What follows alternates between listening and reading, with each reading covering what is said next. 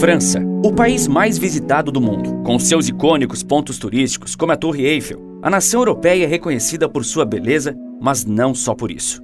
Afinal, a França também é um país marcado por outras características além de sua beleza. Uma delas é o ânimo de sua população de sair para as ruas ao menor sinal de qualquer coisa que a desagrade. Mas por que os franceses estão sempre tão insatisfeitos com os rumos do próprio país?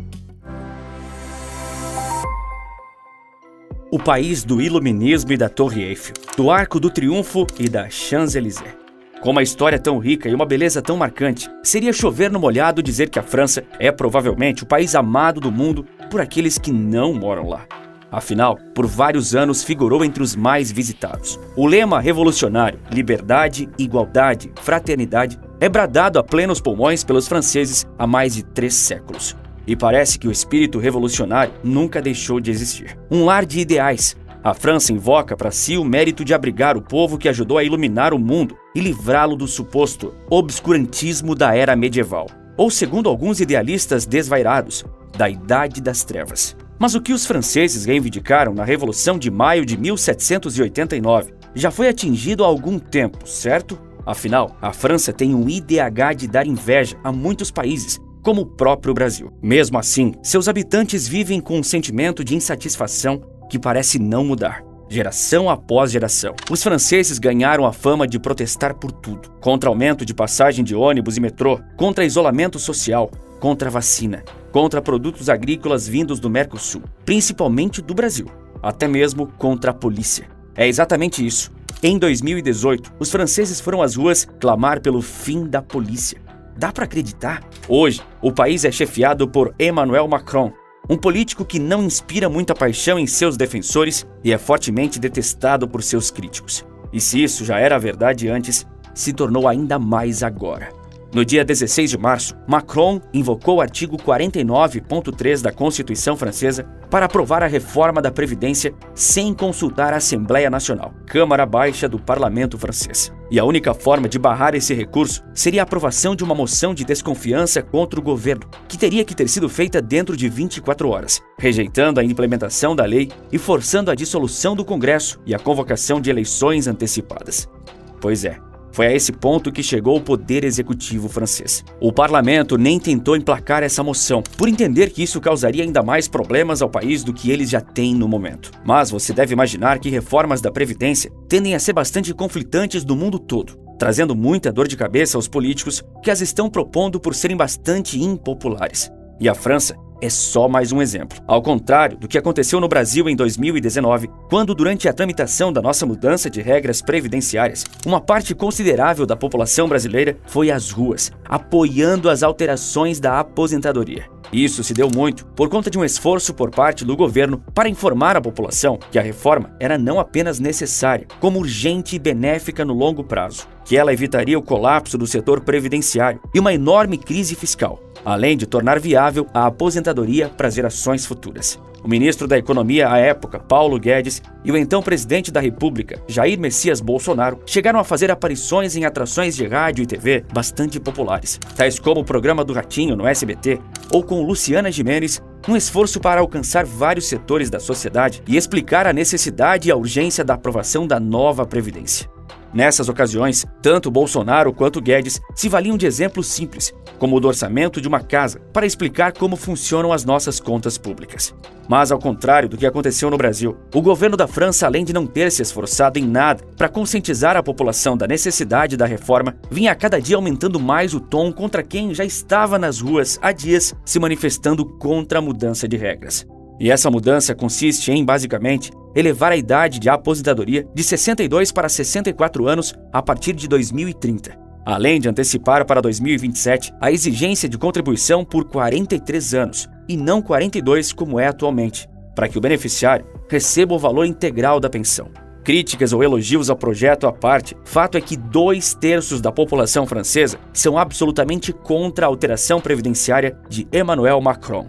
De 19 de janeiro deste ano, ao momento em que esse vídeo está sendo produzido, já foram registrados mais de 9 ondas de protestos para impedir sua aprovação, além da paralisação dos serviços de coleta de lixo há quase 2 semanas. No último, que tem esse registro até aqui, ocorrido 16 de março, milhares de trabalhadores e estudantes franceses erguiam cartazes chamando o presidente de assaltante do século e com os dizeres: a coisa vai explodir. Macron não chegou sequer a se reunir com os líderes sindicais, o que foi interpretado como uma prova do seu autoritarismo. Na ocasião, ele disse que não existia a menor possibilidade de ele não fazer a alteração das regras de aposentadoria. A gente entende que quase toda mudança nas regras da Previdência são delicadas e motivo de protesto. Mas isso se torna ainda mais conveniente quando acontece na França, país cuja população tem no ato de protestar um hobby. Mas por que um país com altíssimo IDH tem uma população tão insatisfeita? O escritor Sylvain Tesson afirmou certa vez que a França é um paraíso povoado por pessoas que acreditam que vivem no inferno. Esse é o paradoxo francês, um dos lugares com maior bem-estar social do planeta, um dos mais igualitários e com menor índice de pobreza e maiores expectativas de vida da Europa. De quebra, ainda conta com paisagens estonteantes e uma arquitetura de tirar o fôlego. Para muitos, o lugar mais bonito da Terra. Eu me confesso que ainda não conheci cidade mais linda que Paris, e conheço algumas poucas dezenas de países. Mas o que é estranho é que com todos esses atributos, a França é um país onde os níveis de infelicidade são tão altos. O economista norte-americano Arthur Brooks, da Universidade de Harvard, detectou em pesquisas um alto nível de inveja social na Europa em geral e na França em particular. Ele prosseguiu dizendo que a inveja é um verdadeiro câncer para a felicidade. Segundo outra economista, Claudia Senic, a França se sente particularmente inquieta sobre seu destino coletivo. E como isso poderia não ser verdade? O país é o berço do iluminismo e espalhou para o mundo os ideais de igualdade com a Revolução Francesa. Antes disso, foi a terra natal de grandes filósofos que influenciaram a política mundial, inclusive a do nosso dia a dia. O conceito dos três poderes, executivo, legislativo e judiciário, coexistirem separada e harmonicamente, veio de Montesquieu, um francês. Um país que contribuiu muito para o mundo ser como é. Para o francês, nunca nada é suficiente. Deve haver um progresso constante em direção ao futuro de uma humanidade igualitária. Mas quando essa igualdade chega, ele não fica tão contente, pois então todos têm a mesma coisa, ele não se destaca dos demais. Se outro tem, é ainda pior. Uma afirmação controversa, sem dúvida, mas o sentimento de ser francês é um sentimento controverso. Afinal, é de conhecimento público que o francês não gosta nem mesmo de falar outro idioma que não sua língua materna. E isso vem de uma nação que é a mais visitada do planeta, ou seja, que supostamente está acostumada com turistas que falam várias línguas. Mas existe uma fama internacional de que os franceses não são fãs de turistas, especialmente os de Paris, a cidade mais visitada do planeta. Razão pela qual a França arrecada cerca de 90 bilhões de dólares por ano. A Cidade Luz recebe cerca de 47 milhões de visitantes anualmente. Um dado que contrasta com a má fama do parisiense, considerado como um povo pouco hospitaleiro. O mau humor do parisiense levou até mesmo o moderníssimo aeroporto Charles de Gaulle a ser qualificado como um dos piores do mundo pelo canal americano CNN. Isso pela postura dos funcionários com relação aos passageiros. Em 2012, a empresa HETP, que administra o metrô da cidade, chegou a lançar uma campanha para tentar melhorar a imagem dos habitantes da capital, estampando o slogan Houston Civils, ou Sejamos Civilizados, em tradução livre. Ela apelava para o bom senso dos usuários do metrô e incitava a aplicação de regras mínimas de cordialidade, como dizer bom dia, ceder o lugar para pessoas mais velhas e até mesmo estar limpo. Pelo cheiro que se sente quando entramos num vagão, há claramente uma razão para que a sugestão de um banho esteja em cartazes nas plataformas.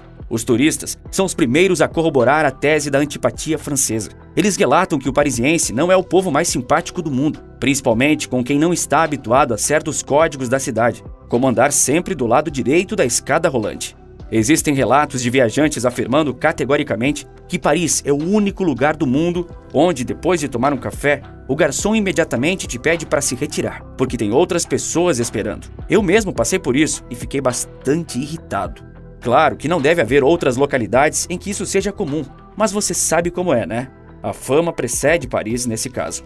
Mas esses são meros casos de convivência, não podendo reduzir a experiência da Cidade Luz como ruim apenas por esses precalços. Existem problemas bem mais graves, porém, como a questão da xenofobia. A língua francesa é uma das coisas de maior significância para seus habitantes nativos. Isso, se não for o elemento mais importante. O sentimento de identidade nacional está intimamente ligado à preservação do idioma francês, que é tido como a base de identificação daquela população. Se a sociedade preza tanto sua identidade enquanto nação, é inevitável que surjam aqueles mais radicais, que nutrem sentimentos antagônicos contra estrangeiros visitando ou vivendo na França. A primeira vez em que o tema tomou conta do debate foi em 1984, quando os representantes do Partido da Frente Nacional exigiram que o Estado deportasse os imigrantes, com base em argumentos xenofóbicos, sinalizando que pessoas tinham vindo de ex-colônias africanas da França eram um perigo para a nação.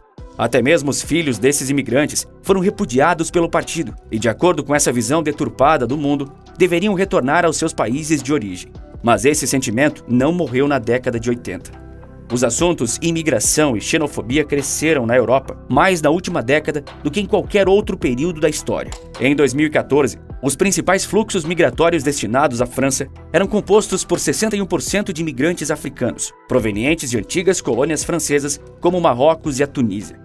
Já em 2016, a França se tornou um dos países com maior número de muçulmanos dentro da União Europeia, juntamente com a Alemanha. À época, cerca de 7,5% da população francesa possuía origens muçulmanas, representando quase 5 milhões de pessoas.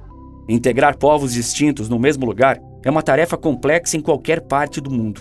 E, infelizmente, essa tarefa inclui lidar com episódios de xenofobia e discriminação contra estrangeiros, muitos deles que estão apenas tentando se integrar.